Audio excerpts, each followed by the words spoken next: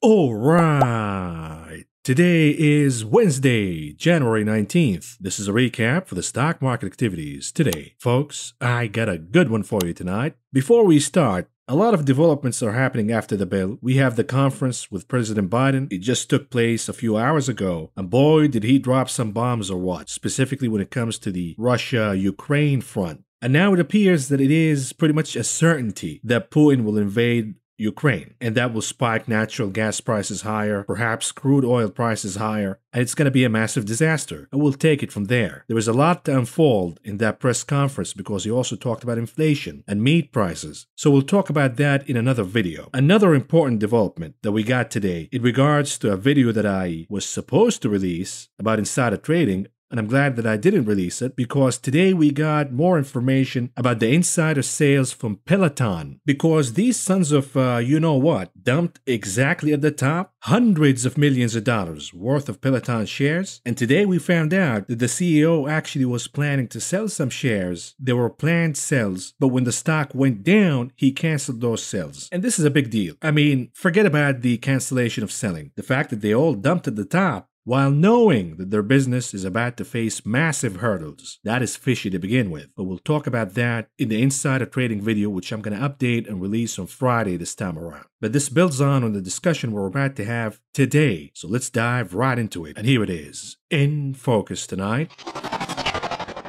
How about Lena Kant?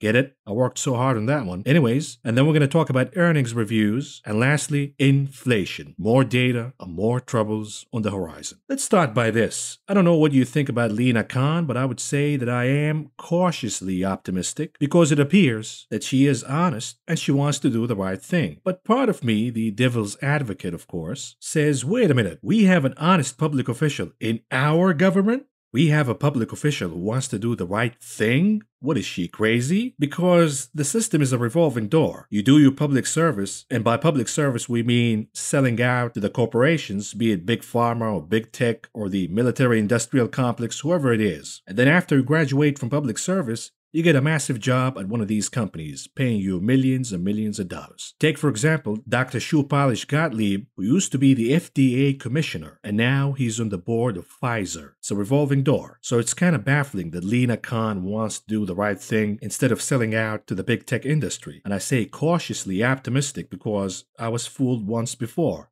With Gary Gensler. I thought that guy's going to be the new cop, the new sheriff in town, and he's going to clean up the market. What do you know? It turns out that Gary Gensler likes to sleep a lot. He's in a coma along with the SEC, and the market is an absolute jungle under Gary Gensler. But perhaps we have some hope here in Lena Khan in the FTC. Let's see how long she's going to hold before her knees buckle to the pressure from big tech. Be it the carrot approach. Hey, Lena Khan, would you like a big job at Amazon that pays you millions of dollars when you graduate from this crap? You know, as a quote-unquote consultant. Or how about the stick approach, meaning we have the politicians, the judges, the other regulators all in our pocket, in our payroll, we're going to crush you and teach you a lesson. But here's the point. When it comes to antitrust regulations, which we need desperately right now because companies are getting too big, the consumers having few choices, be it, for example, cable and internet, you have few providers and they can juice you for whatever price they want. You got no other choice because you either live in an area with a monopoly with one provider or a duopoly with only two providers,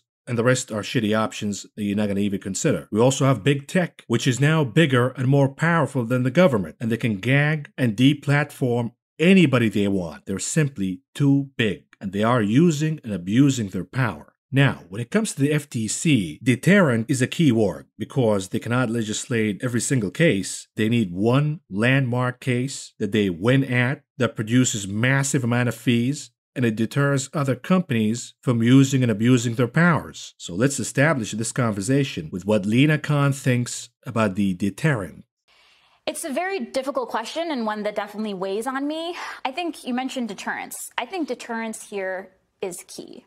I think what we've seen over the last few decades is that there have been, mergers that have made it out of the boardroom that have seem to be facially anti-competitive, facially illegal.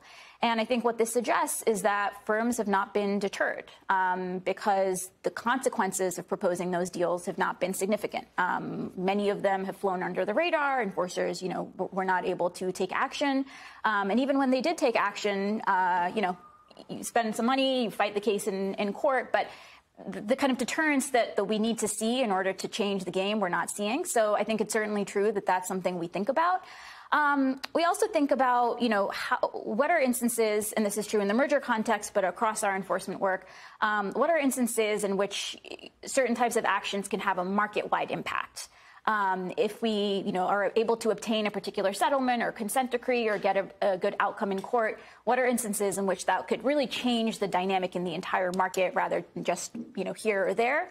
Another thing that we think about is what are instances in which certain types of unlawful business practices have an upstream source? So certain types of intermediaries or companies that may be facilitating bad practices going upstream and really try to nip it at the source can also be one way we try to, channel our resources in ways that can be more efficient. Now, what case out there, assuming the FTC wins, would act as a deterrent for other companies? I can think of social media, pick one of them. I can think of the iMob, the Apple Store monopoly. That has to be targeted and solved, and that would be indeed a deterrent. The problem is, think about it, Apple owns everybody, from politicians to judges to regulators to the media. Everybody is in the pocket of the iMob. Whether they're getting paid directly or not, that doesn't matter. Because guess what? If you have a retirement account, you are invested in the stock market. You're buying ETFs. And the largest component of every single ETF out there is Apple. Apple is the market, in essence. And therefore, who's going to rule against Apple and crash the stock? They're hurting themselves. And therefore, this system is corrupt. It is beyond fixable because the level of conflict of interest is absolutely extreme. And even if the FTC wins,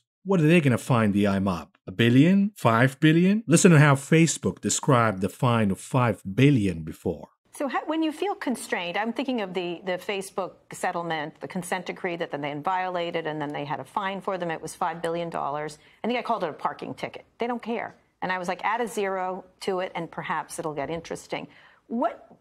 It feels like there's a reticence on the behalf of regulators, or is it just we can't beat them? Like it feels like a movie. Like they've got too many lawyers.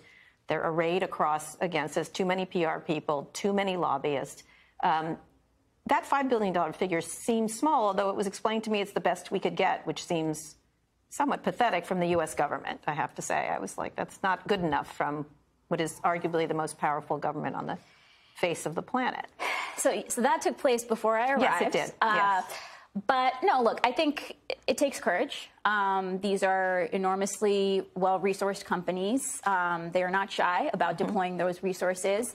And I think in these moments, it's important to kind of ensure we're really showing these companies, but also showing the country that enforcers are not going to back down because of these companies flexing some muscle or kind of trying to intimidate us. And so I think those are the types of lessons that we're trying to learn looking back over the last decade. So not scared of losing necessarily. That's got to be a calculus, is we can't win this, or we've got to be cautious because if we lose too many, we'll lose what? It's a hard assessment to make, but I think it's certainly true that deciding when moving forward and taking action is still worth it, even if it's not a slam dunk case, even if there's a risk you might lose, there can be enormous benefits from taking that risk. Mm-hmm. You might win, right? You lose all the shots you don't take. But I think what we can see is that inaction after inaction after inaction can have severe costs. And that's what we're really trying to reverse. And honestly, this is a broken system. It shouldn't be that way, where the FTC has to look at cases and figure out whether they're going to win or not, or which case is worth it or not, which case will be a deterrent or not. It's supposed to be simple. If there is a violation of the law, then the case will be pursued and prosecuted regardless of the outcome and regardless of the calculations. If there is a violation of the law, if there is a clear antitrust case, it should be brought up regardless. But this is once again a broken system where corporations and the companies know the FTC, the SEC, they're powerless. They're looking for one case. So if you're going to violate the law, do it lightly. Don't make it too obvious, and you're going to get away with it. And this is a broken system. Every case that violates the law, that creates anti-competitive behavior or abuse their power, should be pursued regardless all of these calculations. But how could you do that when big tech is more powerful than the government? We have a bipartisan effort right now from both Democrats and Republicans to curb the market power of dominant internet platforms, including YouTube, including Facebook, Instagram, Twitter, Apple, all of them. And I just shared with you that Apple is threatening that whatever regulation is going to happen, it's going to come at the cost of jeopardizing quote-unquote privacy. Folks, we are ruled by big tech. The politicians are just on the payroll of big tech. They're the front people. What actually rules us is big tech, big pharma, big banks, all of these corporations. They have unbelievable power in the system where the regulators are intimidated to even bring up a case or an important piece of legislation that curbs the power of these companies. They certainly have abused it by banning and deplatforming folks for the lamest excuses. For example, quote-unquote misinformation. Whatever vague rules they give you, whatever they consider as misinformation, they're going to deplatform you. And they have immense power. Without using YouTube, you cannot reach an audience. Without using Twitter, you cannot reach an audience. Without using Facebook, you don't have a voice. They have a massive concentration of power, and it's not going to be broken anytime soon. And I think that Lina Khan will learn that the hard way. And I know what some of you are going to say. What do you got against capitalism, bro? What are you, a communist? It's a free market. Whoever does whatever, who cares? Bitch, how about we actually have a real free market, an actual free market where every company competes on their own merits, not by bribing politicians, crushing the competition because you're a publicly listed company that can rely on the Fed's generosity and the mania in the stock market to rack in losses year after year after year. Yet you manage to crush small businesses because you're underpricing them. You have the ability to underprice companies because you're a publicly listed company, aka Amazon. How about we just leave companies and small businesses and everybody else to compete in a free market on their own merits? That's all there is. Yeah, so the key task for antitrust enforcers is to ensure that we have a marketplace where firms can compete on the merits. If you're an entrepreneur or a business and you have an idea for a particular good or service and you bring it to market and consumers like it, it's successful, can you compete in a fair way? And here's the question for Lina Khan. How am I supposed to compete as a small business when Visa and MasterCard are charging me an arm and a leg? They can charge whatever they want, right? And yes, they can charge Amazon the same fees, but that falls disproportionately on me as a small business. It becomes a massive hurdle to compete against the big guys. Factor in inflation too, and COVID, the lockdowns, the fear. And by now, small businesses have lost every single competitive advantage that they have against the big guys and the big retailers. Another one, take for example the iMob, the monopoly of the iMob, also known as the Apple Store. If I'm an entrepreneur, in this era, you need an app. You cannot function as a business these days without having an app. Well, guess what? If you want to get an app on the App Store and reach customers who use iPhone, you got to cut the iMob 30% of your revenue. I mean, you're already paying the government, what, 40, 50% in taxes? Add to that 30% to the iMob? What am I left with? What is the incentive for entrepreneurship these days when I have to cut the iMob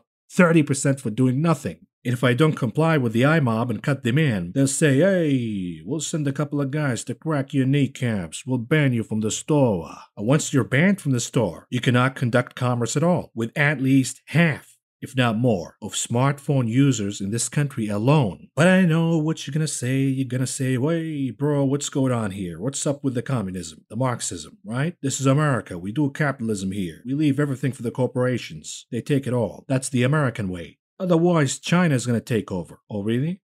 One of the people involved in the Microsoft Activision deal told me China has more consumer data and microphones and cameras stuck in the face of U.S. citizens than any U.S. company could ever, and I don't think he meant to say this, hope to, which I was like, you hope to?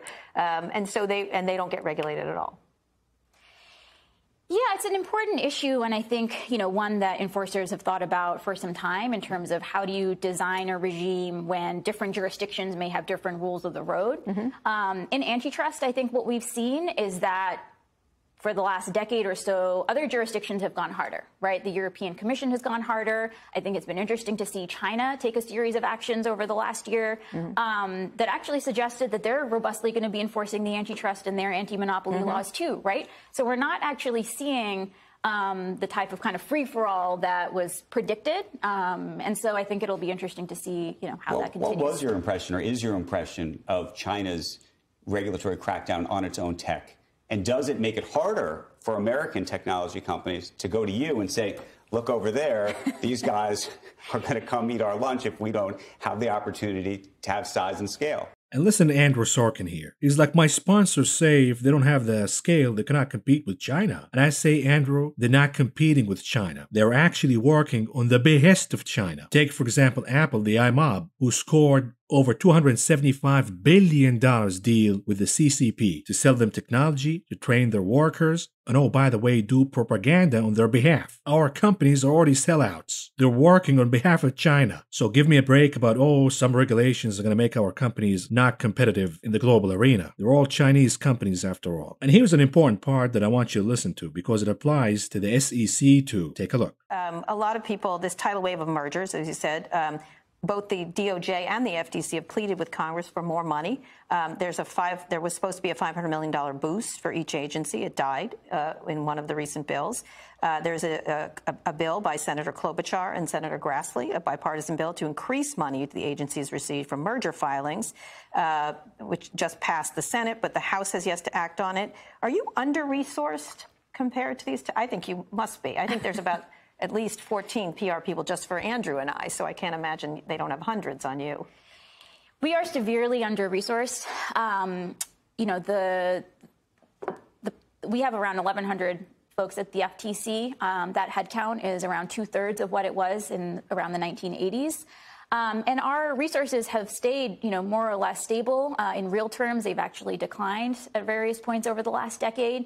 And so when you have, like we did over the last year, a doubling in terms of deal volume, right? Our resources stayed the same. So we have the same number of people responsible for investigating these transactions. The number of transactions has dramatically increased. That creates significant strain. And we have to make very difficult choices about which billion-dollar deals we're going to, ensure we're closely investigating. But there are very real trade-offs in terms of what that work is going to come at the expense of. And again, this was done by design, by the way. In the 1980s, when the crony capitalism era started, they did this by design to crush the SEC, to crush all of these agencies that are supposed to regulate companies by understaffing all of them, including the IRS, by the way, to allow the rich fat cats to get away with hiding their money and hiding their taxes, using all kind of loopholes that they paid for by bribing politicians, etc. etc., etc. So when we talk about the market being a jungle and the SEC is nowhere to be found, part of it because there are complicit, nobody's going to be at the head of the SEC without knowing the game and being in the game of, hey, this is just a facade to convince the taxpayer that their money is actually at work and we're doing the job on behalf of the American people and the markets are functioning. And all of this is bullshit, of course. Once in a while, when there is a massive crisis and public outrage, they throw a scapegoat like Bernie Madoff once in a while. Hey, look, we're doing our job. But they're actually not. The big guys who actually paid for the protection, they get away with committing crimes over and over and over again. Take, for example, JP Morgan. Crime after crime after crime after crime. To the degree where the U.S. government described JP Morgan's commodities trading desk as a crime ring. But JP Morgan continues to get away with all kind of crimes. Can you speak to those trade-offs? Meaning, there's a lot of business leaders who are watching you and listening to your words right now. When you sit in the room and have to decide which, we're going to go after this company, but actually, we really can't go after this company. We want to do this because maybe there's going to be a deterrent effect, and that'll have a greater impact on creating the marketplace that you want. And maybe from an efficiency perspective, given the resources you have to think about it. I don't know, but yeah, take us inside that room if you could. And listen to Andrew. He's like my sponsors. The ones who are watching this right now. They want me to ask you to reveal your cards. Please reveal all your cards so they know what's up and plan accordingly. Now, what about inflation? because there's a lot of talk that companies are price gouging, they're taking advantage of this inflation. Let's hear what Lina Khan has to say about that. On this question of, the role of market power, I think there are a couple of instances in which we can imagine market power could play a contributing role, right? I think one that comes to mind is instances in which an inflationary environment can give cover to companies with market power or monopoly power to exploit that power, right? If prices are kind of rising around them, then they can either unilaterally or in a coordinated way raise prices in ways that might not be as easily detectable. And that's just a pure exploitation of their monopoly power. And perhaps this is a great segue because, yes, it is obvious. We have firms all over the place taking advantage of this inflation and doing price gouging, charging us more. But there is another side to this story. Number one, the zombie consumer remains receptive. You charge them anything, they're going to pay. The consumer is absolutely zombified. They're clueless. They have zero bargaining skills. They buy anything at any price. Some of it is forced because they have to pay in this inflationary environment. That's understandable. But there is another side to the story where the consumer is just spending like crazy with no regard at all, swiping those credit cards up and down, up and down, up and down, with the false sense of security that they got their jobs in the bank. You see all kind of reckless spending in this economy where the zombie consumer is paying for fake stuff from the metaverse, millions of dollars. They're paying for farts in a jar. They're paying thousands of dollars for dirty feet pictures on OnlyFans. The consumer is absolutely out of their mind. And this is one part of the story. The other, inflation is actually crushing companies across the board. And if it continues, companies have no other choice but to continue to raise prices higher. And that leads us to earnings reviews. Today we got Bank of America, we got United Health, we got United Airlines. That's after the bell along with Alcoa, but before the bell we had Procter & Gamble, US Bank, Morgan Stanley along with Bank of America, as I said before, which I thought is going to report on Tuesday. They actually reported today. But regardless, the bottom line is, as you've seen with JP Morgan and Goldman Sachs, input costs, in this case wage inflation, is absolutely crushing these companies. In this case, banks who are in the service industry. Can you imagine what's going on with the goods producing companies? From manufacturing, wage inflation, transportation, yada, yada, yada. If you thought banks' earnings were bad, wait till you see the rest of them, the goods producing companies. And you might be in the false pretense to think that Bank of America and Morgan Stanley's earnings were better than JP Morgan and Goldman Sachs. That perhaps the bad news that we got from these two companies is just exclusive to them. It's not. It also includes Bank of America, Morgan Stanley, and even Procter & Gamble. All of these stocks traded higher today, but be careful here. The devil is always, always in the details. Take, for example, this headline about Bank of America's earnings from the New York Times. It reads, Bank of America made $32 billion in profit last year, the highest in its history, and its investment bankers pulled in a record fees for arranging deals. So far, so good, right? Here's the problem. When we look at the quarter-over-quarter changes in revenues were actually down 3%. When we talk about non-interest expense, that moved higher by 2%, and the net income from Bank of America went down by 9%. Quarter over quarter. So forget about year over year. We already knew that. But quarter over quarter, the trend is down. Wage inflation, everything else inflation is impacting these companies dramatically. Yet when we talk about Bank of America's earnings, I'll look at other indicators for the economy. For example, they show that loan growth is increasing across the board, be it credit cards, be it business loans, be it leases or mortgages, they're all moving higher rapidly as consumers and businesses rack in more debt rapidly to keep pace with this inflation. This is not a good sign here, folks, specifically when interest rates are moving higher. Another one. Look at the credit card. It's credit and debt spend, both of them, versus 2019. Everything is elevated, we know that, but look at the trend here. Spending on retail establishments, for example, is actually trending down. It's not trending higher. Spending for services is moving higher, not retail. And therefore, I tweeted this yesterday, mall-based retailers enjoyed a revival due to the stimmies boom. This boom is coming to an end as the consumer's spending reserves dry out and interest rates move higher. They present an excellent shorting opportunity from this point on. And mind you, a lot of these brick-and-mortar retailers are zombie companies drowned in debt, and as interest rates move higher, they're gonna get smashed. Add to that the fact that the consumer is now spending less on retail establishments. It's not a good sign for retail. We also got earnings from US Bank, a regional bank, and boy, the stock got crushed today, down big.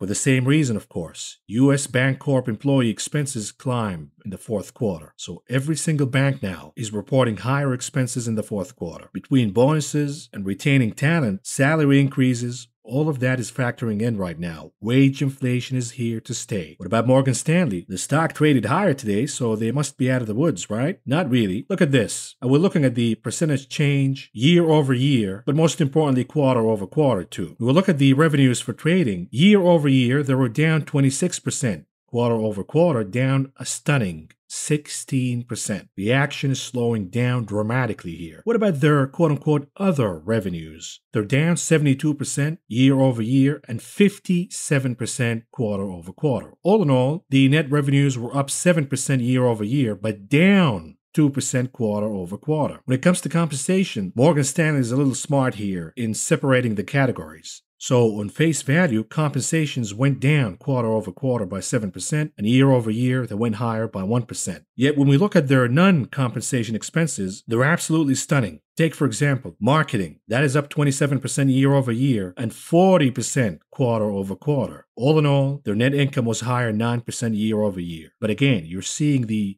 leading indicators. The expenses are moving higher. They have better management than Goldman Sachs, that I can say, but Morgan Stanley is not immune. It is also getting hit by inflation. And listen to Morgan Stanley's CEO just last month, what he thinks about raising interest rates and the monetary policy, and how doing so will impact the stock market. Yeah, I don't think it derails the economy. I think this is what you need. You need balance in the economy. If there's too much liquidity, too many deals, too many transactions, too much growth happens under false pretenses because the money was too cheap.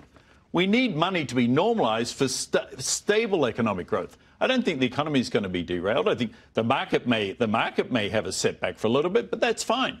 The Fed's job is not to worry about the market, it's to worry about the economy. So once again, in essence, what Mr. Gorman is saying, the stock market is collateral damage. The Fed has to do what they have to do to curb inflation, meaning raising interest rates higher. Raising interest rates higher is good for banks, including Morgan Stanley. And now we know why Gorman and the rest of the bank CEOs are cheerleading for the Fed to raise interest rates higher. Turns out that Mr. Gorman is planning to retire within 5 years. And he's like, come on, damn it, move that stock higher. I want to retire with a massive, big, fat package. You got to move these interest rates higher so we can make more money and I can cash in a massive package. What do you think? This is a tech company where you can just create pump and dump schemes and cash in big from the retail geniuses? Anyhow, here's the important one from Procter & Gamble. The stock shot up higher. And you got to remember this, I've been telling you all along, you got to be in companies with the pricing power. Not only that, but with also a receptive consumer. So they're actively hiking prices and the consumer remains receptive. Back in October and even before that, Procter & Gamble announced that they're moving prices higher. So these are the kind of companies that you want to be in. But wait for it here, because even these companies are getting crushed by inflation. But hold your horses. Let's look at the results here. Procter & Gamble says shoppers are unbound by higher prices. Some consumers are zombified. They pay whatever price. Other consumers have no other choice. They have to pay the price to keep pace with this inflation. They have no other choice. Net sales rose 6% to almost $21 billion. Topping expectations of $20.34 billion. Organic revenue, which strips out the impact of foreign currency acquisitions and divestitures, also rose 6% in the quarter. About half of that growth came from the benefit of raising prices on select products. Ta-da-da. More price increases are on the way. Once again, ta-da-da. Executives told analysts on the conference call that they already told retailers about increases planned for fabric care products like Tide detergents and Downy dryer sheets, slated to take effect on February 28th. So February 28th, prices on detergents will move higher. And not only that, in mid-April, P&G will raise prices on some of its personal health care products. P&G's healthcare and fabric and home care segments both saw organic sales jump 8%, tying for the highest of its divisions. The company said a more intense flu and cold season propelled organic sales for its personal health care business by 20% this quarter, lifting demand for Vicks and ZzzQuil products. Its oral care products, which include Oral-B toothbrushes and Crest toothpaste, got a boost from price increases. Da-da-da-da. Price hikes also helped P&G's home care segment, which includes Febreze and Mr. Clean. The pandemic has created more demand for cleaning products. P&G's fabric care business saw double-digit growth thanks to strong sales of fabric enhancers and laundry detergent pods. The company's grooming division, which includes Venus and Gillette, saw organic sales jump by 5%. The segment has struggled in recent years due to increased competition and shaving trends, but price hikes once again helped sales this quarter. So without price hikes, this company will be in the dumps. For fiscal 2022, P&G is now calling for 3% to 4% sales growth, up from its prior forecast of 2 to 4%. It also plans to boost its stock buybacks for the fiscal year from a range of $7 billion to $9 billion to a range of $9 to $10 billion. So apparently they have billions of dollars for share buybacks, but they cannot afford to get their margins squeezed. They have to pass that extra cost to us, and they have to price gouge too. Meanwhile, they have billions of dollars that they can spend on share buybacks. Folks, this is a criminal system. It is unsustainable at all. Here's the important part. But the company did not change its outlook for earnings, as it also predicted higher costs. So if you thought inflation is gone, think again. Yet once again, as I tell you, the devil is always in the details. Here are the results for the different segments for P&G. Year over year, net sales are up across the board due to price hikes. The problem is, when we look at the net earnings, they're down 1% on beauty, down 9% in fabric and home care, and hence the price increases, down 12% in baby, family, and family care products. All in all, the net earnings were up 9% year over year. Thank you to the healthcare and grooming segments, where net earnings went higher year over year by 7% and 5% respectively. What does that mean? On paper, the results are good, but they're not really that good because you have at least 3 segments that are losing money year over year. And if inflation continues to move higher, the only remedy is to continue to increase prices higher. Or they can take the loss and use these billions and billions of dollars in share buybacks to cover for their losses. They're not going to do that. So once again, expect prices to go higher and higher and higher. Now, if you're looking for an inflationary company, and we talked about this company before in our discussion in designing the inflation portfolio, the company is Fastenal. They produce nuts and bolts, and I told you back then, they have a massive pricing advantage. They can pass the extra cost easily, and the consumer has no other choice but to pay the extra cost. So forget about banks, forget about Procter & Gamble. How about Fastenal? Look at these results. What inflation problem? Industrial bellwether Fastenal tops earnings estimates. Big time. For the same quarter, year over year, net sales were up 12.8%. Operating incomes,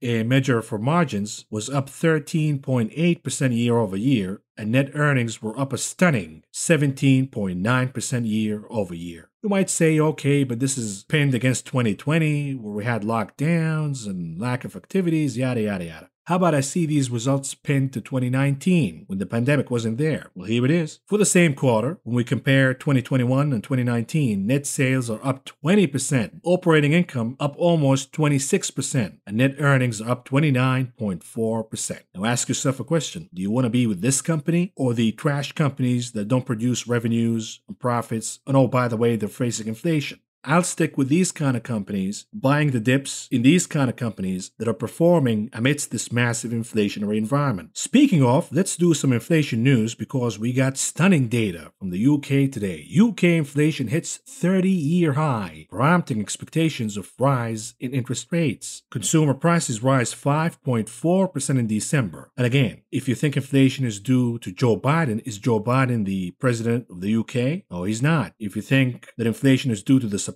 is the supply bad across the board? UK, Poland, USA, Mexico, Brazil, everybody's facing supplies. Did COVID kill the supplies all of a sudden? Or is it due to the cocaine from the Federal Reserve and other central banks? Speaking of the cocaine suppliers, here it is. The Bank of England Governor Andrew Bailey signaled that the UK's inflation outlook is likely to worsen. Oops. When policymakers complete forecasts in 2 weeks, noting a darkening picture on both wages and natural gas prices. The BBC says Gen Z on battling soaring inflation for the first time. The Gen Zers and millennials, of course, even Gen Xers, they were babies in the 70s, they're all facing inflation for the first time. Jessica Langton says, I'm paying £100 more a month on petrol She's paying £100 more on petrol while living in a farm. And Alfie Cairns, whatever his name is, he says, I cannot move out of my family home. I have fallen and I can't get up. And oh, by the way, it's rent-free. Anyways, here's another one. Adam Malamali, he says, is this going to end or is this actually here to stay? And I say, who cares?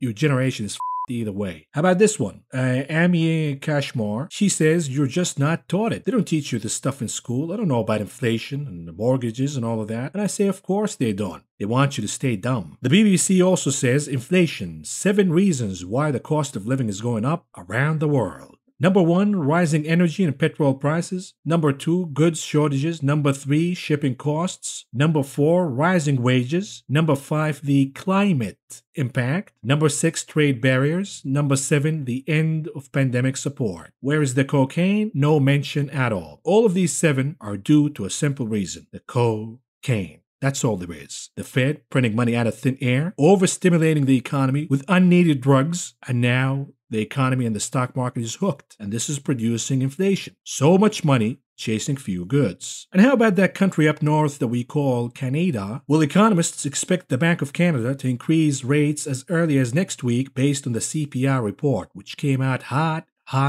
reaching 30-year high. Once again, I'm not a fan of Joe, but is Joe Biden the president of Canada? Of course not. Is Canada also running of all kind of resources and supplies? Of course not. Does Canada has a shortage of oil? Well, last time I checked, Canada has more oil than God. Or is it due to the cocaine from the central banks? And of course, let's conclude with this. We're having a lot of CCP sellouts from Tim Cook, Apple, Amazon, Nike, Ray Dalio, Jamie Dimon, Chamath, and now perhaps Jerome Powell will be added to CCP sellouts because Big Boss Xi Jinping warns Fed against hiking interest rates. Let's see if Jerome Powell is going to listen to China. Maybe. I bet he will. He's not going to care about you holding the bag. He's not going to care about anything, but hey, he might listen to China. So market bulls, you want to cheer for Xi Jinping now, right? You might become a CCP sellout yourself if you want this market to recover because, oh, what a beating we got today. And let's talk about it. Let's move on to the market coverage, starting with the market performance. And here we go. The Dow Industrial Average down by 339.82 points, or a decline of almost 1%. The Nasdaq down 166.64 points, or a decline of 1.15%. The S&P 500 down by 44.35 points, or a decline of almost 1%. What a nasty closing today. And here is the sector's performance today, leading the pack at number 1, capturing the gold medal, materials. Number 2 for the silver, defensives. Number 3 for the bronze, utilities. And the laggards of the day, led by cyclicals, technology, and financials. What a beating. What about the advance to decline ratios? NYSE 26% advancing versus 71% declining. The Nasdaq 29% advancing versus 66% declining. Futures, commodities, what's going on here? Massive upside day across the board. Gains for crude oil,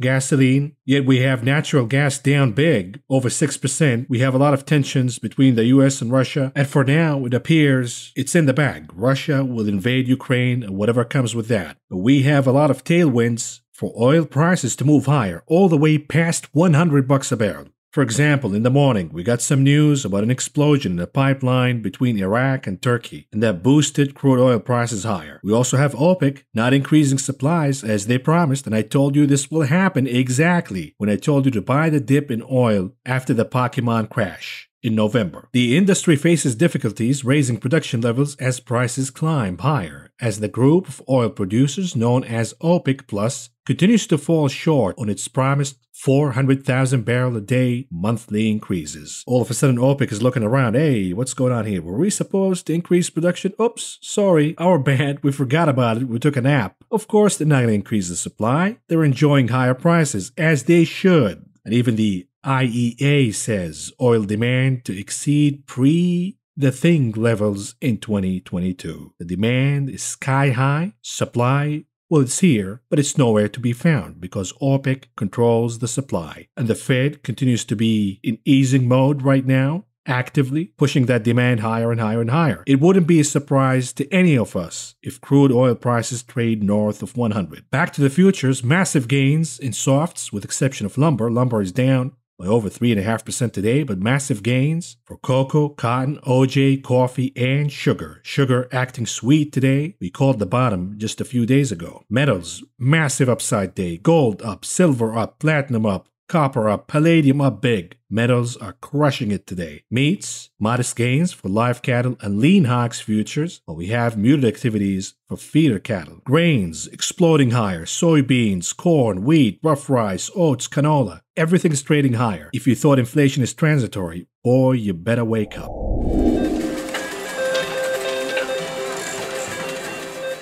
Moving on to the big casino, what's going on here in the options market? Number one, the hottest table by far, Apple, with about 1.3 million contracts that traded today. About 67% of those were calls. CVS at number two, with almost 850,000 contracts. About 98% of those were calls. They're paying dividend, and therefore the holders are selling upside calls in expectations of an upcoming drop in the stock. And here it is at number three, Ford down big today. We will discuss in the heat map analysis, but it came out at 700,000 contracts traded today for Ford. About 65% of those were calls. And here are the unusual activities that took place in the options market today, starting with the ticker RSX for the Russian ETF. Somebody's buying calls here, and by the way, they're also buying calls on Lockheed Martin, General Dynamics, Northrop. You do the math. But in this case, they're buying upside calls for the RSX, the Russian ETF, the 26 calls for the expiration date April 14th, with expectations that the RSX will recover and move higher by more than 9% by then. They paid about $1.50 a piece to enter this trade, all in all spending about $1.5 million. What about the trade for the ticker QQQ, the NASDAQ? They're buying calls. Interesting. We're about to hit the 200 days moving average. Can we get a bounce? This is the expectations at least. By buying the 390 calls, the expiration date February 4th, with the expectations that the NASDAQ could rebound higher by more than 6.5% by then. They paid about 75 cents a piece to enter this trade, all in all spending about $750,000. What about the trade for the ticker FUBO? I'm not cursing at you. This is what it is. FUBO TV down big. Wow. Over 20% year to date to the downside. And it's down almost 80% from the highs. And they are expecting more downside to come by buying the $11 puts for the expiration date April 14th. With expectations, the name could drop down by more than 8% by then. And they paid about $1.65 a piece to enter this trade, all in all spending about $1.2 million.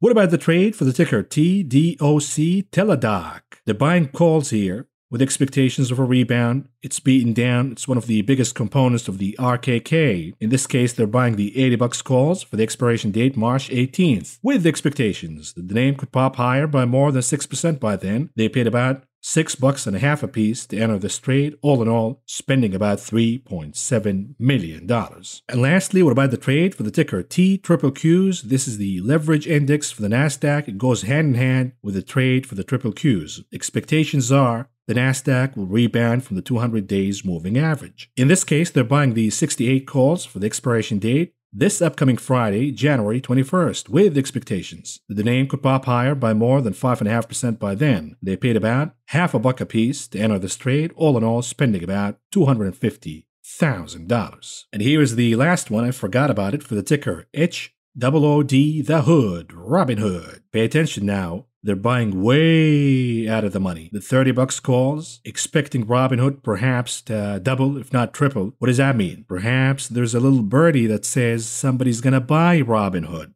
since it's down big right now. They're buying the $30 calls for the expiration date June 17th, with the expectations that somebody's gonna buy Robinhood. They paid about 45 cents a piece to enter this trade, all in all spending about $300,000. Moving on to the heat map analysis, what's going on here? There is no theme here. Chips down, but some software names are up. Microsoft up big, so is Facebook or Meta, yet Apple and Amazon down. Tesla down big, Ford down big. And by the way, we have some bad news here for Ford. In my opinion, at least, I'm a shareholder of Ford, but there is a problem. What if the recent pump in Ford was due to Rivian? Ford made at least $9 billion in the Rivian stake. But Rivian has been trading down big since then, and the stake of Ford is now down to about $7 billion. They cannot sell it until May. What if by May, Rivian is already at zero? I'm joking, of course. But what if it is down at 30, 20, maybe 10? And now Ford's stake is down from 9 billion to, let's say, 4 to 3 billion. You got to price that in the stock, and perhaps this is why Ford is down big. We also have Sony down big today, losing over $20 billion of its value due to the acquisition of Activision by Microsoft. I say that this is an overreaction. Watch out for Sony. It could rebound from the 200 days moving average. Back to the map, regional banks down big after U.S. banks earnings. Moderna down big, lots of liquidations here, lots of margin calls. Caterpillar also down big along with Boeing. Nothing is working here. SPG, Simon Properties in real estate also down big. We saw some unusual activities in buying puts just a few days ago. The only thing that is working right now is gold. Out of everything, gold is working, and the consumer staples on the heels of the earnings from Procter & Gamble. Moving on to the ETF map, what's going on here? Chips down big, financials down big, energy down, consumer cyclicals down, everything is down, with the exception of the XLP for consumer staples and utilities, the XLU, and gold. The GDX up big. And look at this in international markets, the EWZ, I'm telling you right here, the Brazilian ETF will be the outperformer this year. And today alone, the EWZ added almost 3.5% gains. Silver also performing, gains of over 3% today, but nothing is working when it comes growth, value, doesn't matter. The inverse indices, SQQs, TZA, SOXS, FAZ, the VIX proxies, VXX, UVXY also outperforming. Bloodbath, but perhaps we have a rebound coming. We'll talk in the charts analysis. Speaking of, here it is. We start with the SPY, the S&P 500, 30 minutes chart. What's going on here? Oh boy, what a beating. Losing 456.5, and we're now down to the last support of 451. That better hold. We saw some reactions in the past, specifically on December 20th. The so-called Santa rally started from this point, 451. So could it do the trick once again, and we see the SPY rebounding from this point on? We'll see. But clearly, the bears are still in charge. We look at the daily chart for the continuous contract for the SPY. What's going on here? The bears are still in advantage. We are far below the bull to bear advantage line of 4,657. We have broken the support of 4,549.5. We're looking down at 4,472. If that doesn't hold, then goodbye. We're going down to at least 4,384.5. The selling is happening on higher than average volume. We have negative divergences in both. The RSI, the MACD, the bears are still in charge. We are looking for a reversal. We're looking for a bottom. The reverse ABC pattern has already played out. Maybe we have some juice here to squeeze on the C leg to the downside, but we're getting closer to the end of the ABC pattern, meaning we're looking for a bottom. We'll see where it's going to happen. Here's a chart for the Qs, the NASDAQ 30 minutes chart. Ooh, what a beating. Down big, losing 369. And we're now looking for 365.5. But again, this is ugly. The bears are in control. We are waiting for a reversal whenever it's going to happen. Otherwise, the assumption is we have more downside to come. Here's a daily chart for the continuous contract of the NASDAQ. And notice this. In the past, maybe a couple of months ago, I said if we go down to 15,000, in this chart, I will be buying the NASDAQ with both hands, buying the dip, as a trade, of course. Am I going to do that tomorrow? It's easier said than done, right? But I'll be watching this chart like a hawk overnight and in the morning, because this line in white that you see across the screen, this is the 200 days moving average. The expectations are the NASDAQ will rebound from the 200 days moving average, which now coincides with 15,000, my level. So I should be buying with both hands. The assumption is we will rebound. Yet I fear when everybody has the same consensus. Everybody seems to be on the same boat, that the NASDAQ will rebound from the 200. What if it doesn't though? Then the gates of hell will open. We will go down to 14,000. For now, the selling is happening on higher than average volume, but today's volume was lower than yesterday. This is a good sign for the bulls that perhaps the selling is drying out. Yet the bears remain in command because we have negative divergences on both the RSI and MACD indicators. What about the Russell 2000, the IWM 30 minutes chart, flushing down all the way to the last support, at least for now, of 204.5. And I say the last support because when we look at the weekly chart for the rut, we get a problem here. If we close the week below this line, the line in the sand, which happens to be 2100, then it's over. We have a break to the downside and the gates of hell will open for the Russell 2000. On top of that, we have an imminent crossing. It's called the death cross between the 50 moving average and the 200 days moving average. So a critical closing for the IWM, the Russell 2000, this Friday. Dixie, a daily chart, what's going on here in the dollar index. It was a down day. We have still negative divergences on both the MACD and the RSI.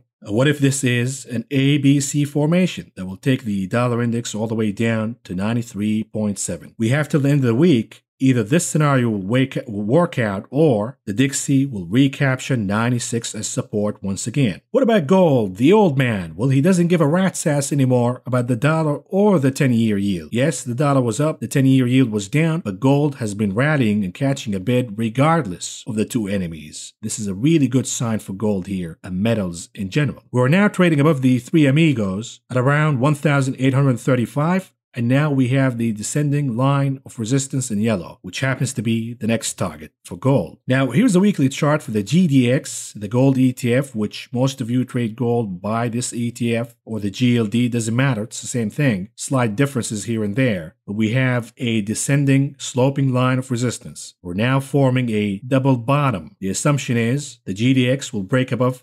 33.59 and then break above the sloping line of resistance. And that will be a breakout all the way to 40, where the GDX might face some resistance. Here's a daily chart for the 10-year yield, popping higher. Is it a reversal candle? Perhaps. We need a confirmation. It appears that we might have a confirmation. And if that happens, the Nasdaq will rebound from the 200 days moving average. But we have yet to have a confirmation. The RSI, the MACD, all elevated, waiting for a pullback in the 10-year yield. We have already finished the ABC pattern, so the 10-year yield could go down any minute now. But you got to be careful and wait for a confirmation. We got fooled before. We could get fooled again. And here is a weekly chart for the TLT. Again, the candle is looking good. Perhaps it is catching some support at around 140. If that happens, the TLT could have a relief rally. The 10-year yield could catch a pullback, and this will be good for a rebound in the Nasdaq. Put two and two together, and now you know how to trade. And what about the VIX 4 hours chart? What's going on here? This is the bad sign for the S&P 500 because the MACD on the VIX from a 4 hours perspective is still in the green, producing green impressions in the histogram and moving higher. Sharply so. The VIX is trading above 20, so we're not going to confirm that the SPY is bottoming until we see the VIX pulling back dramatically, losing 20 as support, and then that will be confirmed by red impressions on the histogram from a 4 hours perspective on the VIX. Likewise, the VXN 4 hours chart, again, the MACD indicator is moving higher. We're seeing green impressions on the histogram. It appears that the VXN wants to go ahead and retest 35, 36 once again as resistance and then take it from there. And if that happens, maybe the Qs will open gapping down and then we see some buying and a rebound from the 200 days moving average. I'm just trying to read the tea leaves for you. Anyways, we're moving on to Apple, a daily chart. What's going on here? It's not looking good. It lost the so-called double bottom that the bulls were hoping for. We're trading below 172. We're forming the ABC pattern that will take us all the way down to close 165.32. That is the gap. And the assumption is if the selling continues, Apple will trade all the way down to the channel once again. And this breakout that we got, the 3 trillion breakout, was a false breakout, which means the channel eventually will be broken to the downside. I'm not going to scare you right now by showing you the weekly chart, but just take my word for it. We're now waiting for the so-called relief rally on the 200 days moving average. And here's a 30 minutes chart for Tesla, the souffle. Look at that. Rebounding once from 995 and failing to rally. And now it is retesting once again 995. If it rebounds tomorrow, then we know that 995 is solid as support. If it doesn't, then we have to go down and close the gap at 939. We have bad news for the souffle, by the way. A Tesla driver was charged with manslaughter over the crash involving autopilot. It's not Tesla's fault entirely, but they do have blood in their hands due to the marketing. This is the argument, of course, that Tesla marketed this as full self-driving, and it's not. Moving on to tulips. What's going on here? Still waiting buyers. Waiting and waiting and waiting and waiting. Either the buyers are going to show up and 42,000 is indeed solid support, or the bear flag will play out. We will go down to at least 35,000, if not all the way down to 30,000. We're not going to cover AMC. You know the story. It's down big. Nothing to see here. We're seeing the unfolding of the mania, the meme stock mania. We will cover AMC again if we have a major development to the upside or the downside. But until then, we're moving on to the conclusion of this video. What do we have on the economic calendar tomorrow? We have the initial jobless claims for the week. We also have the Philly Fed Manufacturing Index. And lastly, existing home sales, which will be critically important for the housing industry and housing data. Anyhow, folks, I'm beat up here. This is all I got for you for now. Thank you for listening. Thank you for watching. I will talk to you again tomorrow.